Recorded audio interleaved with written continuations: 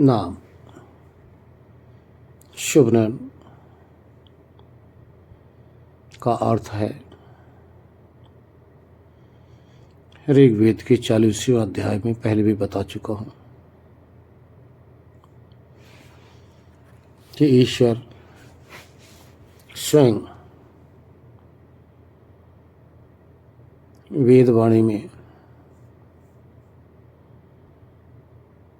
स्वयं अपने नाम की व्याख्या नाम के विषय में बता रहे हैं कि मेरा निज नाम ओम है।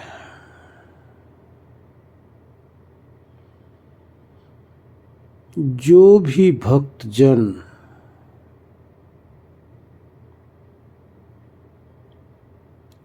मुझ ईश्वर को प्राप्त करना चाहते हैं, उनको हमारे इस निज नाम को सुमरते हुए अर्थ सहित मेरे धाम पर आते हैं। आगे कहते हैं, मेरा निज नाम ओम, जिसका अर्थ है, इसमें 3 शब्द 3 वाक्य जुड़े हुए हैं, अकार, उकार और मकार।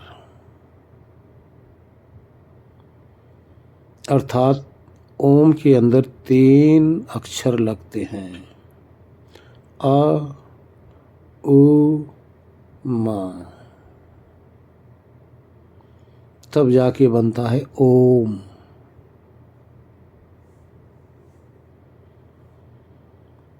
आगे कह रहे हैं, जैसे किसी मनुष्य को प्राण प्यारा होता है,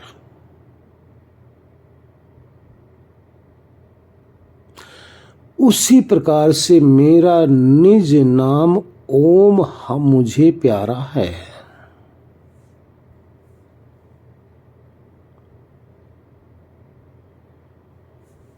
जो ओम के अंदर 3 शब्द लग रहे हैं, इनका 3 अर्थ बनता है।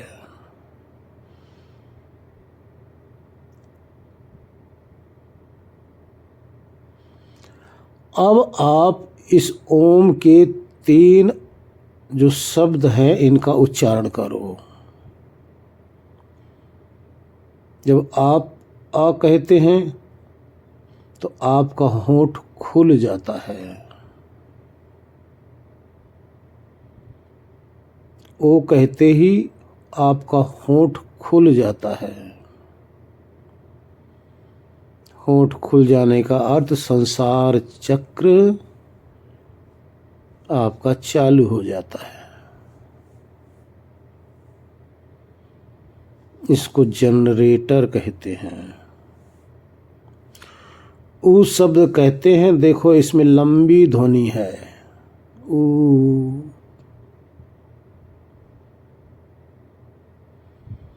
इससे हम सब का जीवन ऑपरेट होता रहता है। और माँ कहते ही होंठ बंद हो जाता है।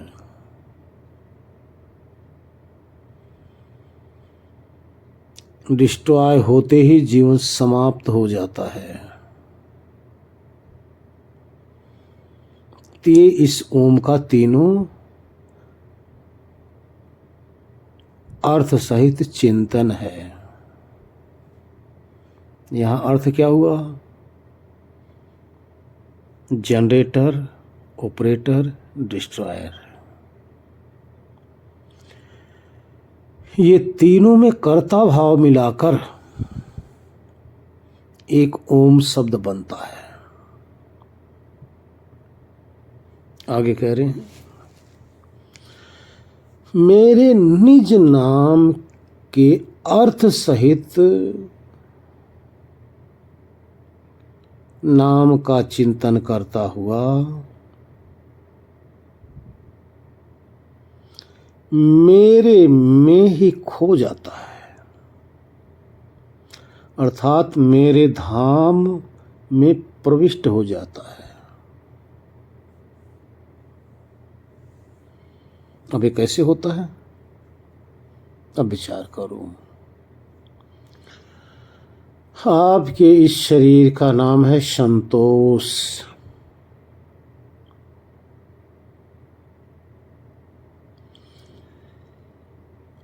आपकी जो शरीर है वो वस्तु है, पदार्थ है। जो संतोष है उस पदार्थ का नाम है।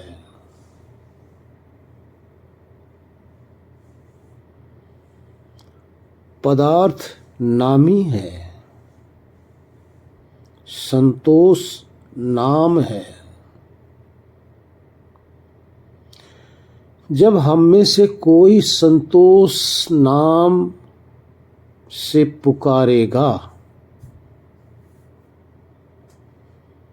तो सबके अंदर संतोष नाम का जो नामी पदार्थ है, नामी वस्तु है, नामी प्राणी है, उसका भाव आ जाएगा। ये अर्थ है। अर्थात संतोष कहते ही, संतोष तक शब्द है, वर्ड है, लेकिन ये वर्ड कहते ही नामी प्रकट हो जाना चाहिए। ये है अर्थ। और जब नामी सामने मस्तिष्क के अंदर विराजमान हो जाए, उसका भाव, तो समझ लो नामी में आप खो गए। जब नामी में आप खो जाएंगे यही पुकारते पुकारते,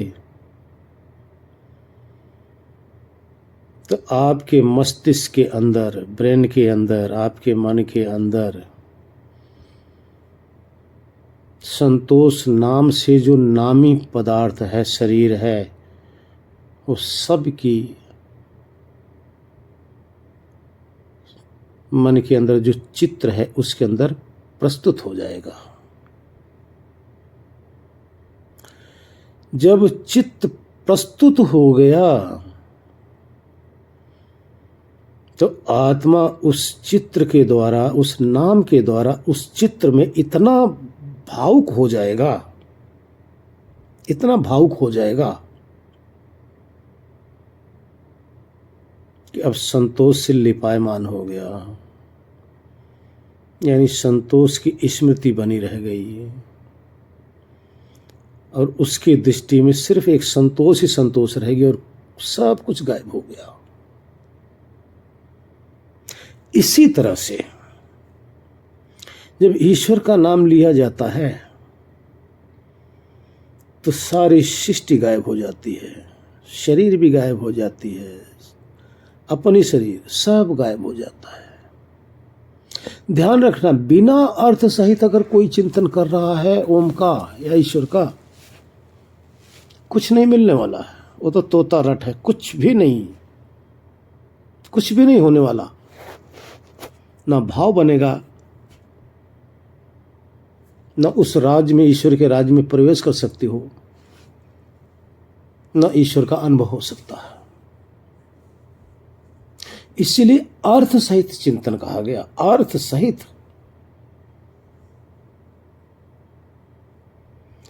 जो अर्थ जाना ही नहीं, ओम का अर्थ जाना ही नहीं, और ओम ओम चिल्लाता चला जा रहा है, उसके लिए कोई फायदा नहीं, कुछ भी नहीं, व्यर्थ है। वो तो तोता की तरह रट रहा है, उसको कुछ पता ही नहीं। इस तरह से ईश्वर उसके समक्ष आएंगे नहीं और वो ईश्वर में प्रवेश कर ही नहीं सकता। अगर आप ओम का भाव, ओम के अर्थ का चिंतन करते हुए आप बैठे हैं, चिंतन कर रहे हैं, ध्यान रखना, पहले वाणी से ओम का चिंतन होता है, फिर बुद्धि से ओम के स्वरूप का एहसास होता है, बुद्धि से, क्योंकि भाव बुद्धि से बनती है। और भावात्मा बनाता है। नाम वाणी से लिया जाता है।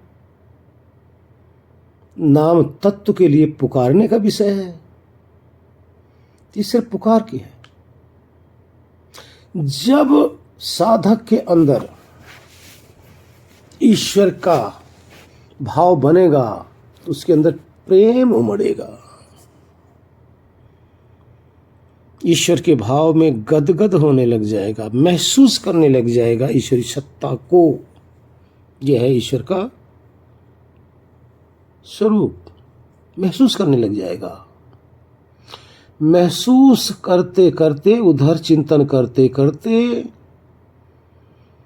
उसके बाद में जो आप ओम नाम जप रहे थे, ये स्वतः ही अपने आप रुक जाएगा। वाणी रुक जाएगी। फिर वाणी का काम इतना ही है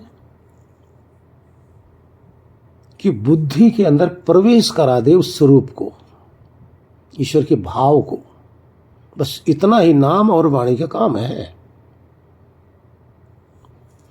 उसके बाद में साधक ईश्वर के भाव में मग्न हुआ,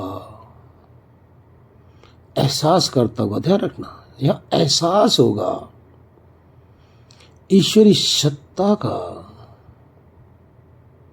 अब उसको महसूस होगा।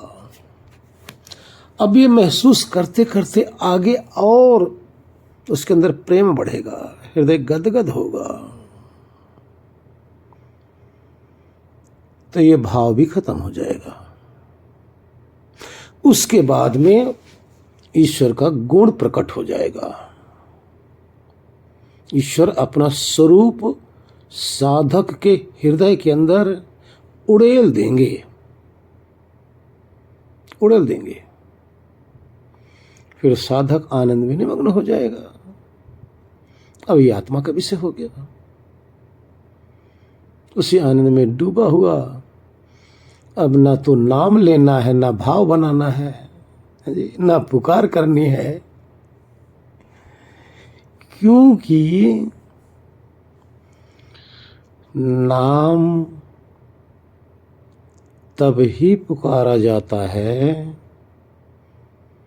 जब नामी दूर महसूस होता है।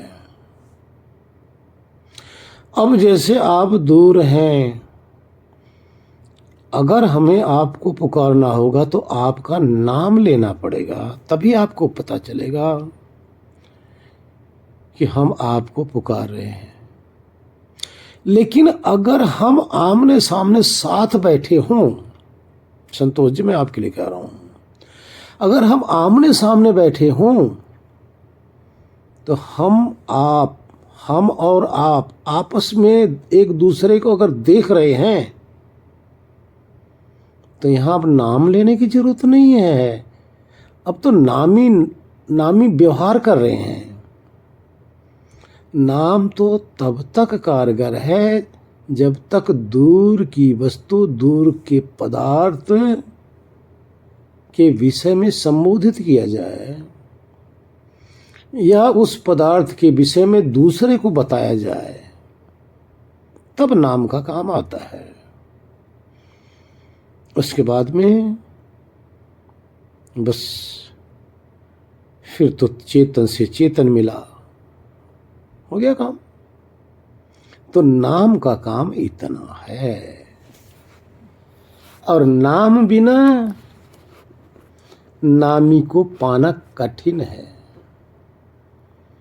क्योंकि नाम से ही अगर ईश्वर नाम ना कहा जाए तो कैसे आप समझेंगे कि हम किसको पुकारना चाह रहे हैं। इसलिए व्यवहार के लिए नाम आवश्यक है। संसार में समस्त पदार्थ नाम और रूप दो प्रकार से रचे गए हैं। नाम और रूप। रूप वो तत्व है, नाम उसके व्यवहार करने के लिए एक साधन है। इस तरह से नाम और नामी मिलकर पूर्ण हो जाते हैं। हरि ओम। पूनम जी का प्रश्न है कि गुरु तत्व क्या है। इस गुरु के विषय में भी पहले कई बार व्याख्या हो चुकी है, लेकिन फिर भी आज दोहरा देते हैं।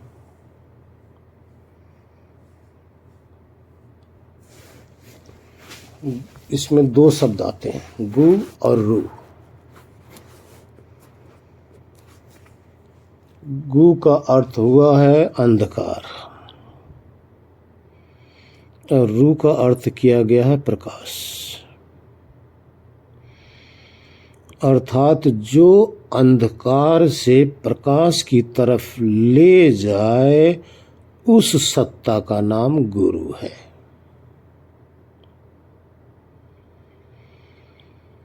गुरु का दूसरा अर्थ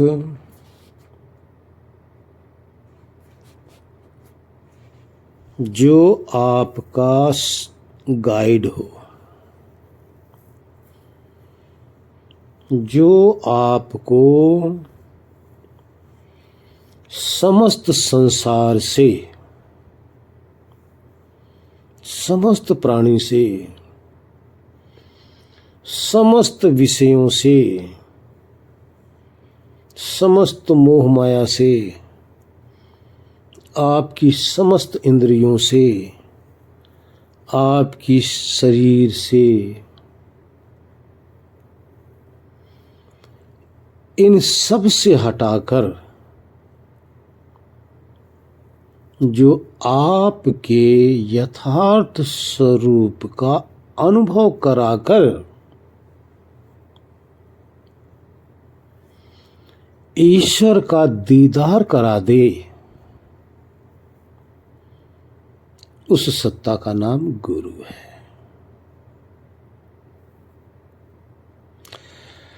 अब ये गुरु कोई भी हो सकता है। किसी का पति भी हो सकता है, किसी की पत्नी भी हो सकती है,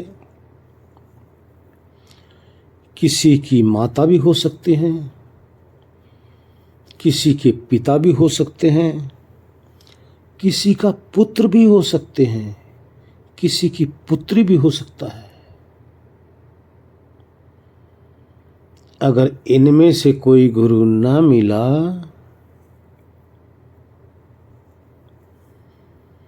तो जो भी आपके अड़ोस पड़ोस में, जो भी आपके दृष्टि में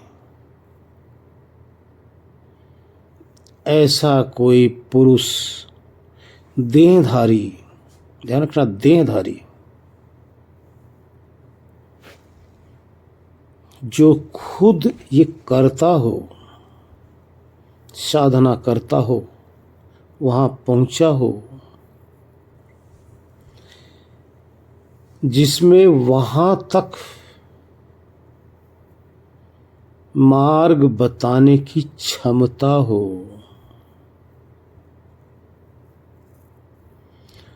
समस्त भ्रम से, समस्त संशय से आपको हटाकर उस ज्ञान को दृढ़ कराकर शरीर संसार से, इंद्रियों से आपको अलग अनुभव कराकर जो जगत के स्वामी के साथ हमारी एकता करा दे, वो गुरु है। यूं कह लो कि साधक और ईश्वर के बीच का जो मीडिएटर है वो गुरु है। जो ईश्वर और आपके बीच का मीडिएटर, मीडिएटर का अर्थ ईश्वर को भी जानता हो और आपके अंदर कामना है जानने की, वहां पहुंचने की, तो वो कोशिश करके आपको ईश्वर के साथ अटैचमेंट करा दे, उसको गुरु कहते हैं। सतगुरु भी कह लो, गुरु भी कह लो। वैसे तो जगत में हर जगह गुरु हैं। आप छोटे से थे, 2-3-4 साल के, स्कूल में दाखला लेने गए तो वहां भी गुरु मिले, क्योंकि वहां भी आपको शिक्षा दी गई, वो भी गुरु हैं। पग पग पर संसार में गाइड की आवश्यकता पड़ती है, लेकिन जिस मार्ग के आप पथिक हैं उस मार्ग के गुरु आपको मिलना ही चाहिए। तो संसार में असंख्य मार्ग है, कोई व्यापार करता है तो उसमें भी गुरु चाहिए, कोई किसी जगह जाना चाहता है तो वहां भी किसी से पूछेगा, वो भी गुरु है। अर्थात जो आप ना जानते हो और दूसरा जना दे, उसी का नाम गुरु है। लेकिन ध्यान रहे, संसार में जितने भी गुरु हैं सब संसार में फंसाने वाले हैं, लेकिन जो संसार से पार उतारने का जिसमें क्षमता हो वो सतगुरु है। अर्थात उस सत्य से जो जोड़ दे वो सतगुरु है।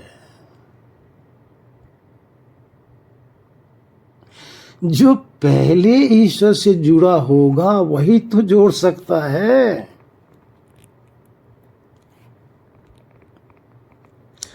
जो तत्व ज्ञानी हो, तत्व का अर्थ है उस पदार्थ को जानता हो। तत्वदर्शी, तत्वदर्शी का अर्थ जो पहले ऑलरेडी उसका दर्शन कर चुका हो, और जो ना किया हो क्या करेगा। तभी तो अध्यात्म के नाम पर तरह तरह की कल्पनाएं चल रही हैं।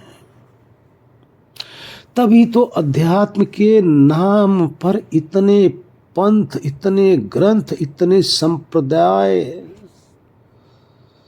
संसार में विद्यमान हैं। लेकिन प्रभु के लिए कोई संप्रदाय नहीं, कोई पंथ नहीं। ईश्वर के लिए तो एक ही है। अन्न धन वस्त्र आभूषण कुछ न मुझको चाहिए, आप हो जाओ मेरे, यही मेरा सत्कार है। ईश्वर को बस इतना ही चाहिए। ईश्वर न सातवें आसमान में है, न ऊपर है, न किसी लोक में है।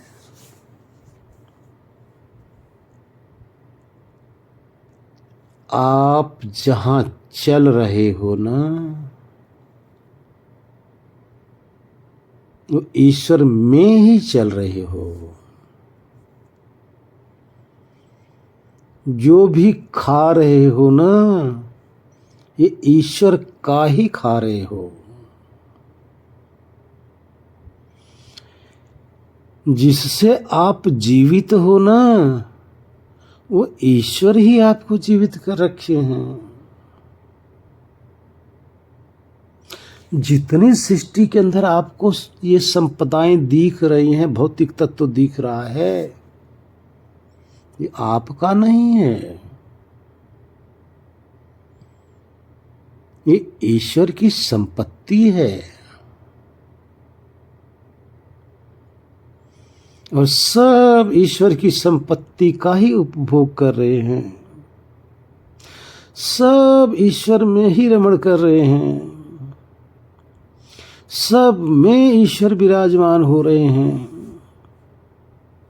और सब ईश्वर को खोजने भी लग रहे हैं। अचंभे वाली बात है। और कोई ईश्वर को समझ भी नहीं पा रहा है।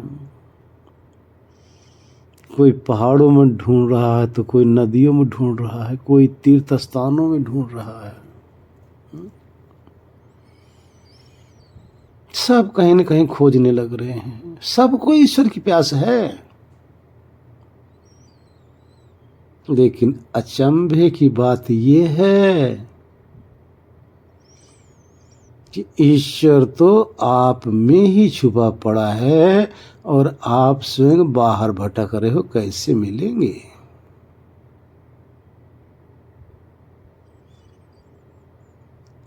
अब ये कला बताने वाला, ये हुनर देने वाला सदगुरु है। जब तक मीडिएटर ना मिले तब तक भटकाव ही रहता है, तब तक भटकाव रहता है। मीडिएटर मिल जाए, संशय समाप्त कर दे, जितना ही हमारा जन्म जन्मांतर का ये संशय है अपने प्रति, ईश्वर की प्रति, ये जो समाप्त करके सत्य के साथ अटैचमेंट करा दे, वही गुरु है। असंख्य गुरुओं में सबसे उत्तम गुरु ये है, इसी का नाम गुरु है। हरिओम।